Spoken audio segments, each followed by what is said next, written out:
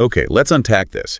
You've given us, well, quite a deep dive into the world of hobbies, going way beyond just the basics. Yeah, the sources really explore how the whole idea of leisure and free time has been, fundamentally transformed. It's not just what people do anymore. Well, right. It's about the how, the why, and even the pressures involved, isn't it? Exactly. We're looking at how technology, our environment, culture, even the cost of things shapes what a hobby even is today. So our mission here is to kind of pull out that framework for you. We want to look at the new language that's popped up and maybe most importantly, that difference between intentional leisure and just scrolling. Passive consumption, yeah. It's a huge distinction. Where should we start? The digital side seems obvious. I think so. The digital hobby revolution. It's probably the biggest disruptor. It really is striking when you think about it. So many hobbies people love today, they just didn't. They didn't exist 20 years back. Yeah. Tech created whole new ways to spend free time. And a whole new vocabulary to go with it. Like gaming. Absolutely. Gaming's gone from, a simple kid's pastime to this massive cultural force. We don't just say playing games. We talk about RPGs, role-playing games with these intricate stories, or FPS games, first-person shooters, which are all about reflexes and strategy. And the social side is something the sources really emphasize. It's often missed. Oh, completely. For millions of people, their main social life, their closest friends, are the people they game with online. That's incredible, really. It shows these digital spaces are meeting a real human need for connection, for community. Definitely. And that community aspect feeds right into content creation as a hobby. Yeah. People pouring hours into YouTube channels, podcasts, blogs, just for the love of it. Okay, hold on. You say for the love of it, and I get that's the starting point. But think about it. If someone's editing video, designing graphics, managing comments, promoting on social media, isn't that basically unpaid work, like running a mini marketing agency? Do the sources get into that, where leisure stops and labor begins? They do, yeah. And the language reflects that blurriness. We call them content creators, even influencers. Those are professional terms. Right. So you start out wanting to share your passion. Maybe it's, painting miniatures, and suddenly you need all these other professional skills. Your free time becomes, digital labor, like you said. Which makes that line between a relaxing hobby and a stressful side hustle incredibly thin. Maybe invisible sometimes. It really is. Yeah. And that brings us straight to the other side of the coin, the digital downside. All this talk about screen time, the need for a digital detox. Deliberately switching off. It's become a wellness necessity, hasn't it? Completely. It forces that question about mindful technology use. It's all about intention. When you pick up your phone, are you doing something specific, pursuing an interest? Or are you just killing time, passively scrolling through feeds? Exactly. The sources are pretty clear. Active engagement, like curating, researching, learning a photo editing trick that can be a hobby. Mindless scrolling that usually just leaves you feeling, drained. Not refreshed. But what's also fascinating, and maybe a positive side, is how tech has sort of democratized creativity. Oh, for sure. Apps like Procreate on an iPad or GarageBand for music. You don't need a fancy studio anymore. And you can share instantly. Globally. Yeah. But here's where it gets really interesting and potentially tricky. That instant feedback. Yeah. The likes, the comments, the views. Oh, the dopamine hits. Precisely. They feel good, they're motivating, but the sources warn that if you get too focused on those numbers, it warps the whole point. How so? Well, imagine spending, say, 40 hours on a piece of digital art. You're proud of it, but then it only gets 50 likes online. Suddenly, you feel like it's a failure. Even though the achievement was finishing the piece itself. Right. The goal shifts from your own satisfaction, that intrinsic reward, to chasing external validation. And that can become addictive, stressful. Yeah. It undermines the whole point of a hobby. Okay, so that pressure, external validation.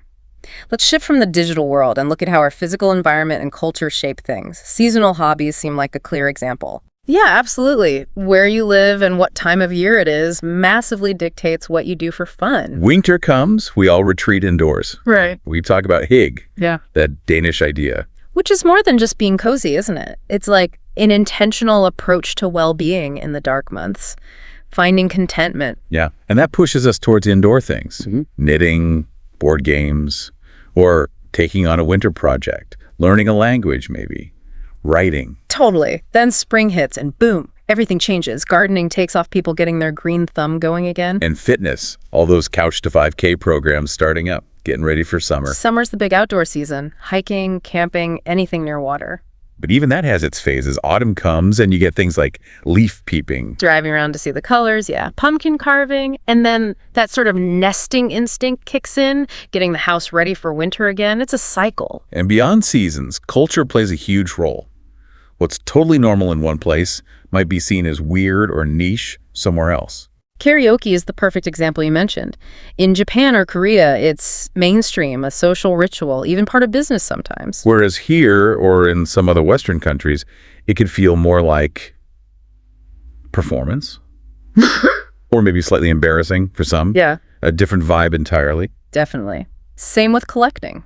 What people collect varies hugely. Baseball cards versus, say, anime figures. And collecting has its own intense vocabulary. You hear about completionists. Gotta have everything in the set. Or finding the holy grail item. The super rare one usually needs to be in mint condition too.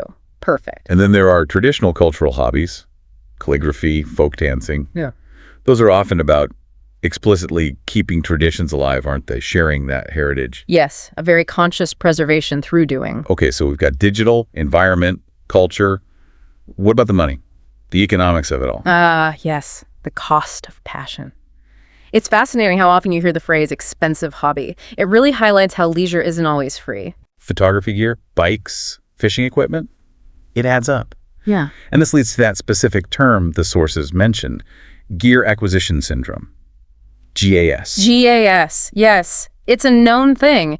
It's when buying the stuff, researching it, unboxing it, setting it up kind of becomes the hobby. Instead of actually using the stuff. Often, yeah.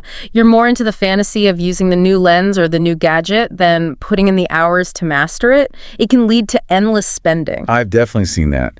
Expensive cameras gathering dust. So people develop strategies to cope. They have to. You hear about starting with entry-level gear, looking for pre-loved or secondhand items, setting a strict hobby budget. The one in, one out rule sometimes for managing collections. Right, and you have to think about the cost structure too. Like buying a decent bike is a big hit up front, but then riding is mostly free. Whereas fishing, you can start cheap, but then boats, licenses, tackle, travel. Yeah. The ongoing costs can get really high. Exactly. So money shapes who participates and how just as much as interest or talent does. Okay, so moving from the cost to, well, the timeline of our lives. Yeah. The sources point out how our hobbies change as we age. Oh, dramatically. For teenagers, hobbies are huge for identity. I'm a skater. I'm a musician. It's about belonging to a tribe. Then in young adulthood, there's often a shift towards things that look good on a resume, right? Skill building, networking, Yeah. resume building, hobbies. Yeah, practicality kicks in. But then middle age, often people circle back to creative things they dropped. Or they pick up something entirely new. The classic midlife crisis motorcycle. Or maybe it's empty nest syndrome, suddenly having time again when the kids leave home. Could be either, or both. Retirement's another big shift. Focus might go to travel, genealogy, volunteering, that need to stay active, keeping busy in retirement. You see things like the University of the Third Age popping up, offering classes specifically for older adults. Exactly. And there's that lovely intergenerational thing too. Grandparents teaching crafts, grandkids teaching tech skills. That exchange is so valuable, both ways. It really is. And for someone who gets really good at their hobby, teaching it often becomes the next step. Like the old saying, the best way to learn is to teach. It really solidifies your own understanding, and you learn about scaffolding. Breaking down complex skills like wood carving or guitar into smaller, manageable steps for learners. But all this talk of skill and mastery brings up another key point. Motivation.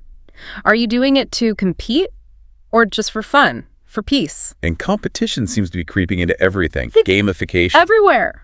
Goodreads reading challenges read. How many books can you read this year? Strava for runners and cyclists competing for the fastest time on a particular stretch of road. A segment. Against people you don't even know. Right. It adds that pressure, similarly to the likes online. For some, it's motivating. For others, it kills the joy. Comparison is the thief of joy. Exactly. So lots of people deliberately seek out hobbies that have no competition just for that sense of calm. Okay, let's dive into the weirder side of things for a moment. Niche hobbies. The internet must have been gasoline on the fire for those. Oh, absolutely. Extreme ironing, competitive dog grooming, things you'd never imagine. There's a subreddit for that. That phrase is basically true, isn't it? Pretty much. The internet lets people with these super specific, obscure interests find each other, build a community, validate their passion. They develop their own language, inside jokes. It's not just creating new digital hobbies, though. Tech is also changing traditional hobbies. Yeah, tech-enhanced traditional hobbies, using an app on your phone to identify a bird song while you're out bird watching. Or using 3D printing to make custom parts for modeled trains or planes. Right. And that always sparks the purists versus modernists debate. Like with electric bikes, is it cheating on a tough hill or just progress that lets more people enjoy cycling? The consensus seems to lean towards tech enhancing the core skill or experience, not totally replacing it, usually. Looking forward. What's next? VR and AR seem poised to change things again. Could be huge. Imagine virtual travel that feels real, or having an AI dungeon master for a solo RPG campaign. But real-world forces are shaping hobbies too. Climate change. Big impact.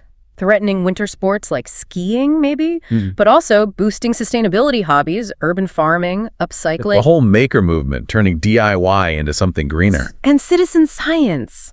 Hobbies that actually contribute data to research, like organized bird counts or amateur astronomers mapping stars, leisure with a purpose. And finally, we have to come back to wellness, because hobbies are clearly powerful tools for coping. Definitely. We saw stress baking become huge. Repetitive things like knitting or crochet are known to help with anxiety. It connects to that clinical idea, behavioral activation, right? Doing enjoyable things to actually improve your mood. It's like prescribed fun. It can be, yeah.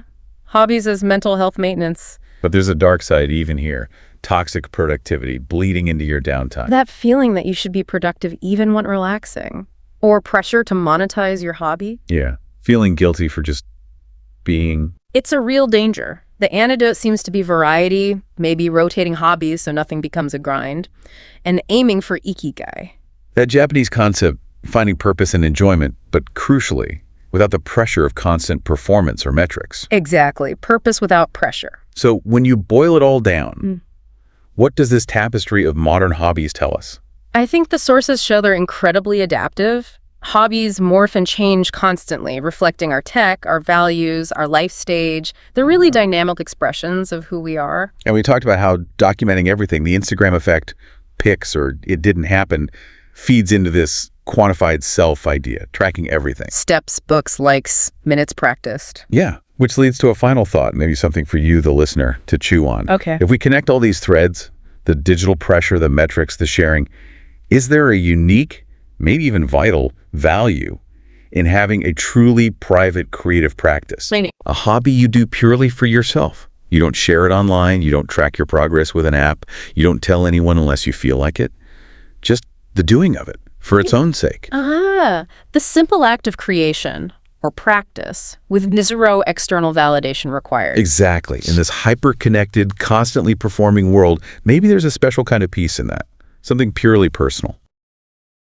Welcome to your deep dive. Today, we are taking a closer look at the concept of leisure, moving far beyond just asking, what do you do for fun? We're going to explore the profound impact of hobbies on everything from your personal relationships and the function of your brain to your identity in an increasingly automated world. Yeah, and our source material is a truly comprehensive stack today. We're drawing from social science, psychology, behavioral economics. It's quite a mix. Our mission really is to extract those surprising connections, like why your downtime is actually one of your most serious investments, and how these specific activities fundamentally shape who you are and who you connect with. Right. We have some fascinating data points here. Everything from hobby negotiation and partnerships, which sounds intriguing, to the neuroscience of that flow state people talk about. So let's jump right in and unpack this material for you. Starting, I think, makes sense with the most personal arena, your home life. Okay, so what's fascinating here is this dynamic interplay, right?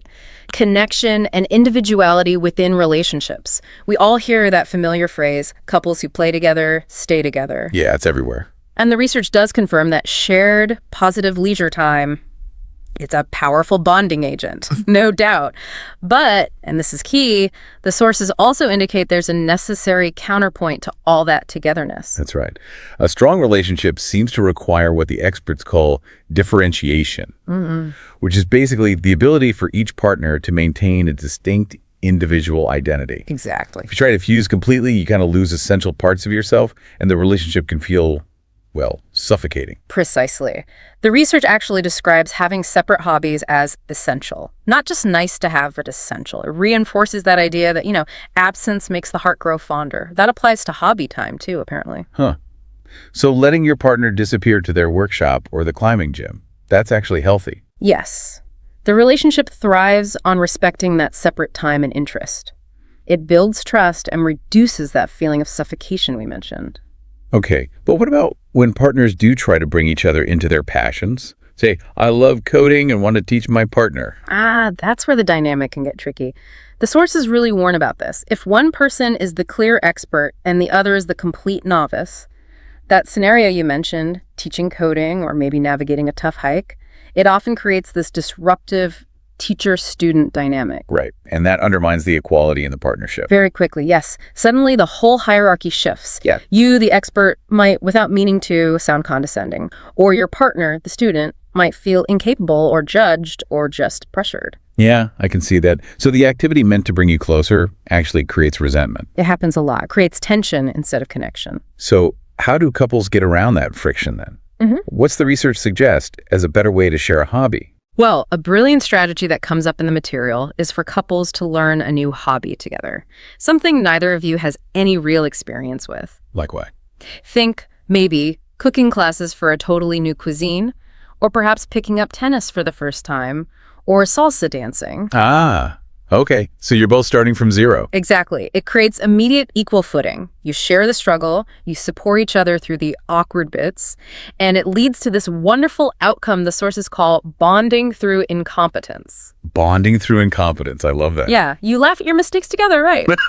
It reinforces the partnership rather than stressing over who's better or who's learning faster. That makes so much sense. And this idea of shared experience, it must extend to the whole family too. Absolutely. Things like annual camping trips or maybe volunteering together in the community or even just, crafting holiday decorations every year. These are cited as creating a crucial family narrative. A shared story. Exactly. A shared identity that binds the generations. It gives kids a sense of belonging and history. But there's always a but, isn't there? There is. The sources issue a significant caution here. It's about that fine line between encouragement and, pressure. You mean like the tiger mom stereotype? Precisely that phenomenon, where parents might, consciously or not, live vicariously through their children's specialized achievements, instead of allowing for natural discovery and, fun. And the alternative suggested is quite interesting. It points to the importance of a sampling period. They mentioned a German concept, Kinderturnen. Yeah, Kinderturnen. It basically promotes general physical movement, coordination, play, lots of different things for young kids, rather than pushing them into specialized sport training really early on. So it's skill building through fun before the pressure cooker of specialization kicks in. Exactly. It's about letting the child's curiosity lead the way, making sure the activity stays theirs, not just an extension of parental ambition. Okay, that's a really great pivot point. Right. Because now we need to look at what happens when that genuine passion, goes sideways. This is where it gets critical, right? When does a healthy pursuit cross that line into obsession or even addiction? It's definitely a spectrum. And the scary part is virtually any activity can become destructive if taken too far. Gambling is the classic example, obviously. Right. But the sources quickly point to less obvious ones, like exercise addiction. Where missing a workout causes real distress. Genuine psychological distress, yeah. Or something called orthorexia. Orthorexia, what's that? It's an obsession with perceived food purity. Healthy eating taken to an extreme where it actually becomes clinically detrimental to your health or social life. Wow. And gaming addiction is now officially recognized too. It is. By the World Health Organization, no less. It's a recognized disorder. So for you listening, if you dedicate a lot of time to a passion, running, crafting, gaming, whatever it is, what are the key red flags the sources point to? Well, the signs often mirror classic addiction patterns. Things like neglecting core responsibilities, work, family, basic self-care, your relationship suffering because the hobby always comes first, major financial problems cropping up because of spending on the hobby, and maybe most critically, when the hobby becomes the only source of your identity or self-worth. That thought process like, I'm nothing without my running. Exactly that. That level of dependence is really dangerous territory. The sources also dive into the science behind this over-pursuit. They talk about diminishing returns or tolerance. Can you explain that? Yeah, it's basically the need for escalation. You need more of the hobby, more time spent, more money invested, more intensity, higher stakes, just to achieve the same level of satisfaction you got initially. So the buzz fades. The chemical high, that reward in your brain, it starts to fade. And that forces the individual to push boundaries, often in ways that are harmful. And this applies to collecting, too. I mean, collecting seems harmless, organizing things. Yeah. But where does retail therapy cross into something like compulsive buying or even hoarding? It's really about when the act of acquiring becomes more important than the enjoyment or the use of the items themselves. It's when you buy that thing, get a momentary thrill, and then just shove it in a closet. The joy was purely in the transaction, not the object. Okay, so how do we manage this? The sources mentioned a solution. Yes, they call it hobby hygiene. Hobby hygiene. Yeah. I like that. What does that involve? Primarily self-awareness. It's key. You need to routinely check in with yourself. Ask, can I take a break from this for a week without suffering withdrawal or serious distress? Does this hobby enhance the other parts of my life, or has it started to dominate and detract from them? And if you can't step away without anxiety? Then that self-assessment needs to happen, and maybe you need to seek some balance or even help immediately. That's really practical advice for keeping things in perspective. So while we're on this theme of investment time, money, emotional energy, let's look at how that investment can actually pay off in the marketplace. Let's shift gears to the upside, how leisure activities can seriously boost your career through transferable skills. Yeah, this area is so often overlooked, but it's huge. Hobbies are essentially like high-level soft skills workshops disguised as fun. And we're talking specific, measurable examples here. Like what? Give us some examples. Okay, so if you've ever led a complex raid team in a big online video game, that requires serious project management skills, logistics, coordination, communication under pressure. Never thought of it that way. Or maybe you organize the neighborhood street fair. That's event planning, budget management, stakeholder negotiation, community theater. That directly hones public speaking, improvisation, and performance skills. Even escape rooms build problem solving and teamwork. And employers are starting to recognize this more. Increasingly, yes, they value these skills. They see them as proof of initiative, problem-solving ability, and competence outside of just a formal degree or standard resume points.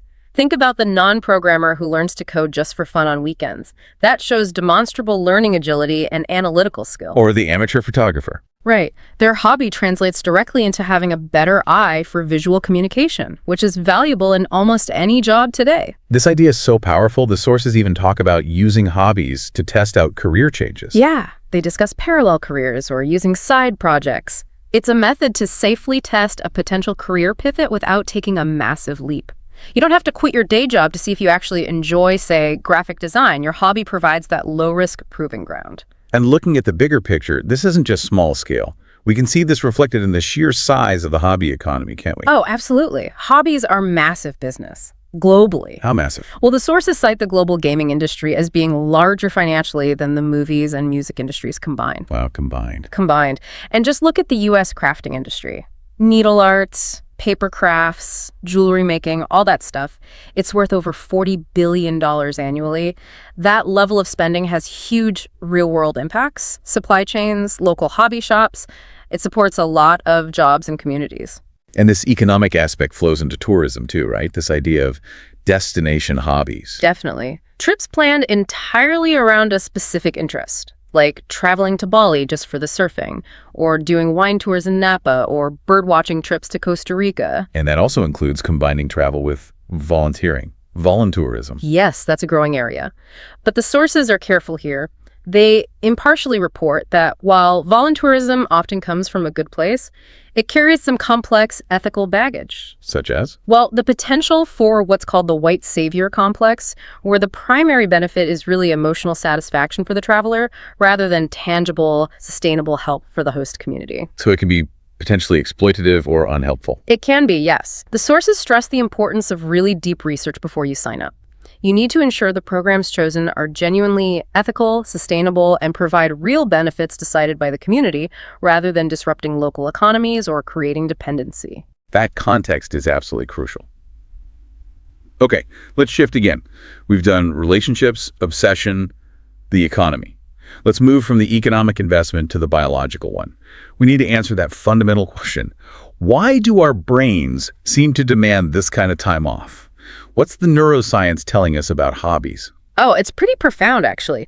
Hobbies trigger entirely different neural pathways than the ones we typically use for work or when we're stressed out. And engaging those different pathways leads directly to neuroplasticity. Neuroplasticity, basically rewiring the brain. Literally, you are reshaping and strengthening your brain when you actively engage in something new and challenging, or even just different. And this rewiring acts like a defense mechanism, right? The sources mention something called cognitive reserve theory. That's correct. The theory suggests that engaging in mentally challenging hobbies, things like learning a new language, mastering a complex musical instrument, playing strategic games like chess or Go, it builds up a sort of cognitive buffer, a reserve of neural capacity. And that reserve helps later in life. Potentially, yes. It might make the brain more resilient against age-related cognitive decline and could possibly reduce the risk or delay the onset of neurodegenerative diseases like dementia. So picking up Spanish or learning bridge isn't just fun, it's like actively investing in your future brain health. That's the idea. But the measurable effects aren't just limited to complex mental tasks. Even simple repetitive actions show benefits. How so? Well, simple repetitive hobbies like knitting or even just mindful long-distance walking show a measurable effect in brain scans. They help reduce anxiety and promote a state of calm. And then, of course, there's the well-known release of neurochemicals like dopamine and endorphins. The runner's high. Exactly. That feeling biologically reinforces these activities, telling your brain, hey, this is good, do more of this. And speaking of being totally absorbed, what about that flow state? That feeling where time just seems to melt away when you're deep into something. Oh, flow. Yeah, the brain looks different during flow states. It shows unique brainwave patterns. It's considered an optimal state of consciousness where you're completely immersed, and the challenge of the activity perfectly matches your skill level. Not too easy, not too hard. That's when you're so focused on, I don't know, polishing that guitar riff or finishing a painting. If you look up and realize 3 hours have passed and it felt like maybe 30 minutes, that deep psychological absorption is incredibly restorative for mental health. It makes sense that this profound personal benefit would immediately spill out into the social realm. Hobbies must be one of the most powerful engines for community building we have, especially today. Arguably, yes. They naturally create what sociologists call third places. Third places, so not home, not work, but somewhere else. Exactly. Those critical social environments like maker spaces, climbing gyms, community gardens, book clubs, choir practice.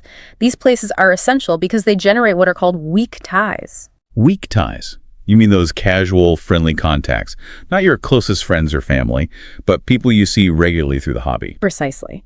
And those weak ties are surprisingly crucial for our well-being. They reduce isolation, provide diverse perspectives, and build social cohesion in a neighborhood or city. And what's really beautiful is how these hobby groups naturally cut across the usual social boundaries. How do you mean? The sources reference contact theory. Shared interests connect people who might otherwise never interact. Different ages, different socioeconomic classes, different professions. The senior CEO and the university student suddenly become equal partners in the pottery studio or teammates on the local trivia team. That shared passion overrides the external differences. That's powerful. But we also need to talk about access, right? Ensuring everyone can get these benefits. Absolutely critical. That includes making sure there are adaptive sports options for differently abled individuals. Things like wheelchair basketball or adaptive skiing, and leveraging technology too, like voice-controlled gaming interfaces to open up digital hobbies. And what about the financial barrier? Hobbies can be expensive. That's a huge issue. The sources talk about democratizing hobbies. This involves things like community tool libraries where you can borrow equipment, providing free access to physical community spaces like rec centers, and of course the massive educational resource of YouTube University. Right, free tutorials for almost anything. It makes expert instruction available to millions, significantly leveling the playing field for learning new skills. Okay, one last point in this section. The conscious hobbyist. Thinking about the environmental footprint. Yes, we can't ignore that. Especially for hobbies that are big economic drivers, we need to consider the impact. Like what kind of impact? Well, for example, in the crafting world, there's discussion about fast fashion and crafting. People buying yarn or fabric or other supplies way faster than they can possibly use them. It's even led to this slightly tongue-in-cheek but also concerning acronym, SABLE. SABLE. Stash Acquisition Beyond Life Expectancy. It's humorous, but it points to a real consumer waste problem. And on the digital side, you have the massive energy consumption of servers needed for high-end online gaming or certain crypto art platforms like NFTs. That's a major environmental consideration. Okay, let's pull all these threads together now and look at identity. Hobbies clearly impact our sense of self. They become these identity markers. I'm a photographer, I'm a hiker, I'm a gamer. But there's a danger there too, isn't there? If an injury or maybe just life changes, suddenly end that primary hobby. It can trigger a full-blown identity crisis. If your whole self-concept is wrapped up in being a runner and suddenly you can't run anymore, who are you? So how do we build resilience against that? The sources offer a really simple but powerful reframing strategy. It's about subtly shifting your internal language, moving from the static identity statement, I am a runner, to the more flexible, action-oriented, I am a person who runs. Oh, okay. What's the difference? That subtle shift emphasizes that running is something you do, not the entirety of who you are. Your core identity is more diverse and resilient. So if you injure your knee and can no longer run, you can transition. Maybe you become a person who swims or cycles or coaches. You're still a person who pursues physical challenge or a person who enjoys movement rather than feeling like you've lost a fundamental piece of yourself. That distinction feels really key for long-term well-being. Okay, that brings us right to the edge. The future. What happens to hobbies in a world increasingly driven by artificial intelligence? We're already seeing quite sophisticated AI companions emerging, right? AI dungeon masters running role-playing games, AI assisting with musical composition or visual art. We absolutely are. And it brings up a central philosophical question that's already here. Is it still your hobby if the AI does all the hard parts? Yeah, that's the core question. We've seen this kind of resistance before, haven't we? Like digital cameras versus film, or electric guitars versus acoustic purists. Exactly. AI is just the latest technological evolution that challenges our definition of human creativity and effort. The fear is that the product becomes too easy, maybe, devalued. That's one fear, yes. But the sources offer a really interesting, maybe hopeful counterpoint. The idea is that AI might actually force us back towards appreciating the process over the product. How so?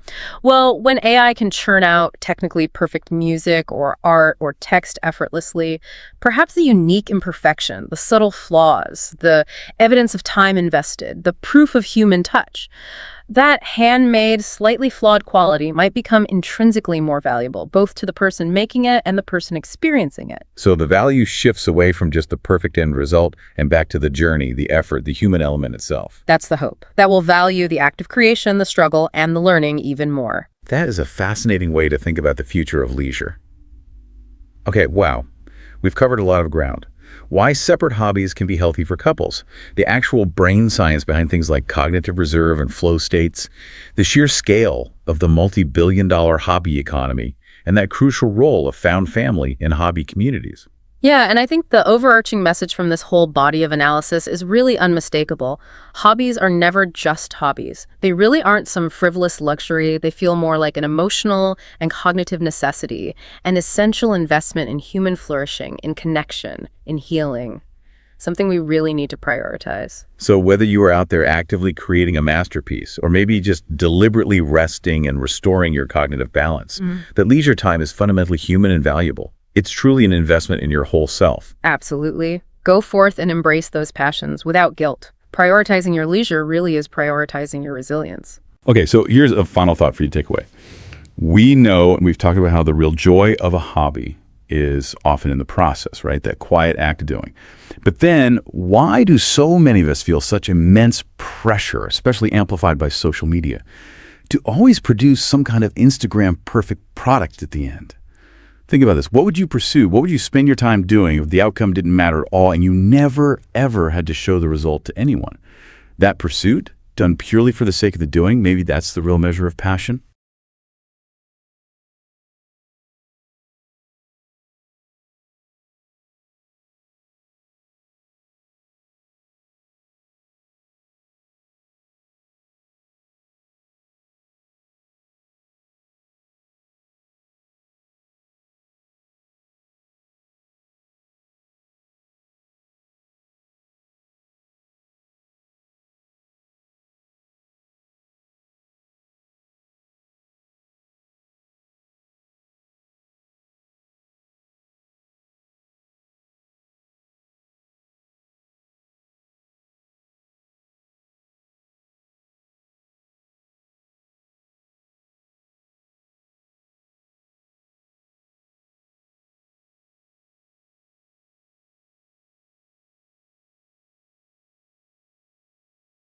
Welcome back to the deep dive. If I asked you right now, what's your favorite hobby? You'd probably tell me, and maybe kind of shrug, say, it's just what I do for fun. Right. But our sources today really show there's nothing just about a hobby. They're actually these potent, complex forces. They shape who you are, how you relate to people. They even rewire your brain and drive huge global economies. Exactly. So that's our mission for this deep dive. Get past just having fun. We want to break down the psychology, the community stuff, the serious economic side of leisure. Yeah, we've pulled together material on, well, everything. From how couples argue about hobby time to the ethics of AI being your, creative partner. The goal is pretty simple, really. We want to show you why your free time isn't frivolous. It's not something you just squeeze in. It's actually an essential investment in, your well-being, your connections. Okay, so let's unpack this. Where should we start? Maybe where hobbies often cause the most friction, or maybe the most joy, right, in our personal relationships. Well, that old saying, couples who play together stay together, it's a bit misleading. Shared activities are good, sure, they help bonding. But the sources really stress that healthy relationships need what therapists call differentiation. Differentiation. Okay. That sounds a little clinical. Yeah. What does that actually mean for, a regular couple? Why would separate interests be necessary? Because, differentiation is about being you while still being connected. If you totally lose yourself in the relationship, you don't have anything new or fresh to bring back to it, right? Ah, I see. So having your own hobbies, your own thing, is actually vital for keeping boundaries for your self-esteem. It's kind of like absence makes the heart grow fonder, but applied to maybe Tuesday night pottery class? Okay, that makes a lot of sense. Yeah. And the sources also mention something called parallel hobbies for people who want maybe a middle ground. Exactly. That's where you're physically together but doing different things. You might be knitting on the sofa, your partner's reading next to you.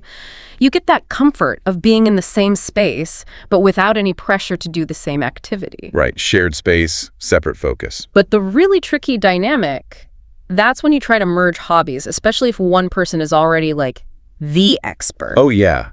The dreaded teacher-student dynamic. We've all seen it, right? Yeah. The golf course scenario.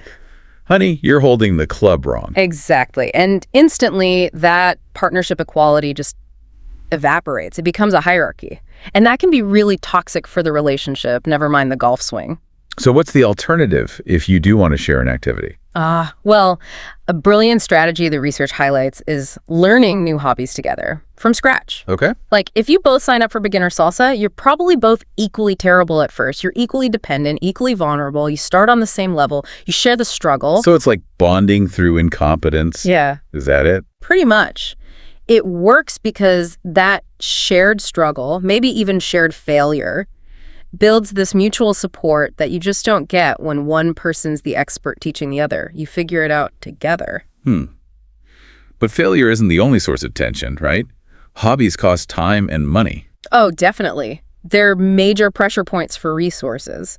We all know the just one more guitar situation, or, the partner whose hobby eats up every weekend and half the vacation fund. Which leads to hobby negotiation. That sounds crucial. It is. The sources are really clear. If you don't talk about it up front, set some boundaries, like maybe specific hobby time slots or an actual hobby budget. Those outside interests will cause strain. It needs open compromise. And this isn't just couples, right? What about families? Good point. Shared family stuff, like annual camping trips or maybe Sunday board game nights. Those things create a really strong family narrative, a shared identity kids remember. But there's a dark side there too, isn't there? Forcing interests on kids. Absolutely. It's easy to slip into that tiger mom thing where the parent's ambition just steamrolls the child's actual enjoyment, living vicariously. The second the kid says, I hate this, that's the warning sign. So what's a healthier way? Well, the sources suggest alternatives. There's a German idea, Kinderturnen, which is basically general movement and play before pushing kids into specializing early. Okay. Or even just a family hobby rotation, each month, everyone tries one person's interest. It's less about becoming great at it and more about just understanding each other a bit better. Right. Understanding over pressure. Okay, so we've seen how hobbies fit into relationships positively and negatively. But what about inside our own heads?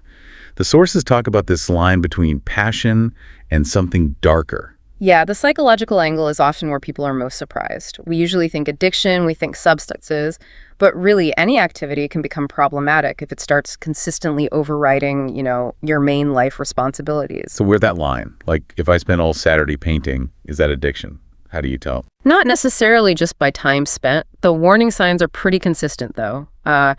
Our sources give examples beyond the obvious, like gambling. Think about exercise addiction, where missing one workout causes real anxiety. Or orthorexia. Exactly, that obsession with pure or healthy food that ends up controlling every single choice.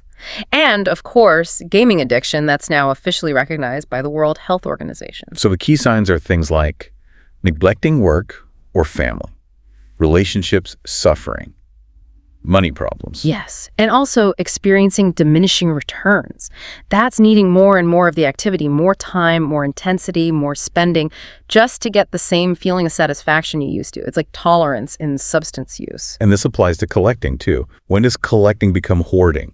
It's when the act of getting the thing overtakes the joy of having the thing, when it's driven more by that retail therapy buzz than by genuine appreciation for the items themselves. Okay, that's the potential downside. But let's flip to the positive. The science of why we need leisure. You mentioned brain rewiring. How does learning, say, guitar actually change my brain compared to just, answering emails? It's fundamentally different. Answering emails, that uses pathways that are already there, well established. Learning something new, like an instrument or a language, forces your brain to forge new connections. It triggers neuroplasticity. You're literally physically reshaping your brain's structure. Wow. And this links to the cognitive reserve theory. That sounds important. It's a really powerful idea. Basically, engaging in mentally challenging hobbies, languages, music, complex games doesn't just keep you sharp now. It builds up a kind of protective buffer in your brain. A buffer against what? Against age-related decline, even dementia later in life. It helps your brain resist damage. And even simpler repetitive hobbies like knitting, they show measurable benefits too, calming brain waves, reducing anxiety. And then there's the flow state. That feeling when you're totally absorbed. Yes, hobbies are perfect for hitting that state, where your skills just perfectly meet the challenge of the activity. Time just disappears, you look up, hours have passed, but you feel energized, not drained. So the old saying, all work and no play, it's actually scientifically true. It really is. Play deprivation, even for adults, leads to documented issues with creativity, emotional regulation. It causes genuine suffering. Okay, so given all this, the potential for addiction, the huge benefits, how do we find the right balance? It really comes down to self-awareness. The sources talk about hobby hygiene. It's like doing regular check-ins with yourself, asking, is this hobby adding to my life? Or is it starting to take over and push other important things out? We often think of hobbies as totally separate from our work lives, right? But the sources suggest that lines getting pretty blurry. Increasingly so. Yeah. Because the skills you develop in your leisure time, they're often exactly the transferable skills employers are looking for. Right. Like you don't just learn leadership in an office. You learn it coaching a kid's soccer team or maybe organizing a big community event through your hobby club. Exactly. Project management skills. Yeah. You can hone those planning a gaming tournament just as much as managing a work project. These are those crucial soft skills. That's why interviewers ask about hobbies, isn't it? It's not just small talk. Not at all. If you say you ran a marathon, it shows discipline, goal setting. If you do community theater, it shows teamwork, maybe public speaking, dealing with pressure.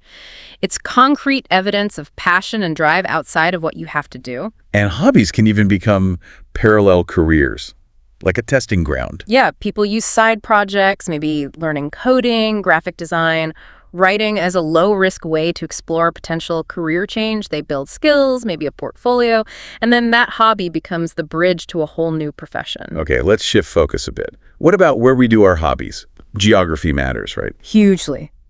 Urban versus rural presents totally different opportunities and constraints. In a city, space is tight, probably no room for that giant woodworking setup in your apartment. Sure. But you often have amazing access to specialized shops, niche clubs, classes, things you just wouldn't find easily elsewhere. Which leads to creative solutions, like you see urban beekeeping on rooftops, or those fancy indoor climbing gyms bringing the outdoors in. Exactly. And then in rural areas, you might have loads of space room for workshops, big gardens, maybe dark skies for astronomy. But finding a local community for a very specific niche interest might be harder. Which is where the digital rural comes in. Online communities bridging that gap. Precisely. The internet connects people with shared passions regardless of location. Okay, but access isn't just about location or space. What about physical ability and cost? Hobbies should be for everyone, ideally. That's a critical point. There's been great progress in adaptive sports like wheelchair basketball, making activities accessible. And technology helps too, enabling participation for people who are differently abled. Think voice-controlled gaming, for example. But money. Yeah. Money is often the biggest barrier, isn't it? The whole pay-to-play problem. It absolutely is. Many hobbies have significant costs, equipment, materials, memberships that just exclude people. But we are seeing positive community efforts push back. Like what? Things like tool libraries, where you borrow expensive tools instead of buying. Clubs offering sliding scale fees based on income. The whole open source movement in tech and making. And maybe the biggest democratizer of all. YouTube University. You got it. Access to expert instruction, often totally free for almost anything you can imagine. It's huge. That's also really interesting how different cultures view free time itself. That American guilt about being unproductive during leisure, that's not universal, is it? Not at all. It's quite culturally specific, actually. You look at Japan, they have ikigai, which isn't just a hobby. It's finding that sweet spot where your passion, mission, vocation, and profession intersect. It integrates purpose into leisure. Or Scandinavia's friluftsliv. Right, that deep cultural commitment to open-air life. Spending time outdoors is practically a national value, fiercely protected. Contrast that with, say, the Mediterranean appreciation for dolce far niente, the sweetness of doing nothing. It really shows leisure is a cultural construct. But one thing seems universal. Yeah. The power of community that hobbies build. Absolutely. Hobbies create these instant connections. You share jargon, experiences. It cuts through other differences. And these communities often thrive in third places. Third places meaning not home, not work. Exactly. Like makerspaces, gyms, libraries, cafes where clubs meet. They're vital community hubs. And they're great for building weak ties. Weak ties, as opposed to strong ties like family. Right. We rely on strong ties for deep support. But research shows these weak ties, your casual gym buddy, the people in your book club, are incredibly important for reducing loneliness, broadening your network, even finding opportunities. And these communities can bridge social divides too. Definitely. In a pottery class, the CEO and the student are just two people trying to center clay on the wheel. That shared, non-hierarchical experience is what sociologists call contact theory. It can genuinely reduce prejudice and bias by forcing common ground. And all this passion, this community, it fuels a massive hobby economy. Oh, it's enormous. The global gaming industry, just on its own, is bigger than movies and music combined. Crafting in the US, that's like a $40 billion industry. It's huge business. Which brings responsibility, right? The conscious hobbyist idea. Yes, absolutely. We have to think about the environmental footprint. Crafters joke about sable stash acquisition beyond life expectancy. Huh, I've heard that one. But it points to overconsumption. We need to expand the leave no trace ethic beyond just hiking. Think about sustainable materials, support repair culture, instead of just buying new. Okay, let's talk identity. The sources make this interesting distinction, saying I'm a runner versus I'm a person who runs. What's the difference? It's subtle but important.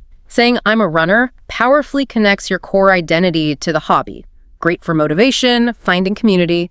I am this. But the downside? The downside is if you get injured or life changes, you have kids, you move and you can't run anymore. It can trigger a real identity crisis if runner is who you are. Saying I'm a person who runs offers a bit more psychological protection. It's something you do, not the entirety of who you are. So it allows for hobbies to evolve with the seasons of life. Exactly. Hobbies change. New parents might need quieter, home-based hobbies for a while. Health issues might require adapting activities. Identity needs to be flexible too. Okay, final frontier, AI.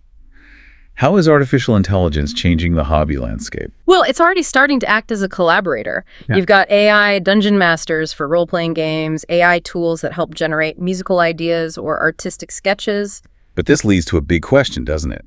Is it still your hobby if AI does the hard parts? That's the controversy, yeah. But, every new technology faces resistance initially. Think about digital photography versus film or electric guitars versus acoustic. People adapt. So what's the core issue with AI? It might force us to reevaluate what we value. If AI can produce a technically perfect painting or song instantly, does the value shift? Maybe it forces us back to appreciating the process over the product, the human effort, the intent, the story behind the creation, rather than just the polished output. Wow. Okay, we have covered so much ground today, from like the brain science of knitting to family arguments over gaming time to these huge economic and ethical questions. It really shows that hobbies are never just hobbies, are they? They challenge us, they can heal us, they connect us in really fundamental ways. They aren't a luxury. They feel more like an essential investment. So let's leave our listeners with this. We talked about that fear of AI creating perfect hobby output. If flawless creation becomes commonplace, generated in seconds, what is the real measure of value in your leisure time then? Is it the perfect Instagram-ready result? Or is it the messy, unique, maybe imperfect evidence of proof of human effort? In a world potentially flooded with AI perfection, what makes your handmade scarf, your imperfectly played song, your personal best time valuable? What's the selling point?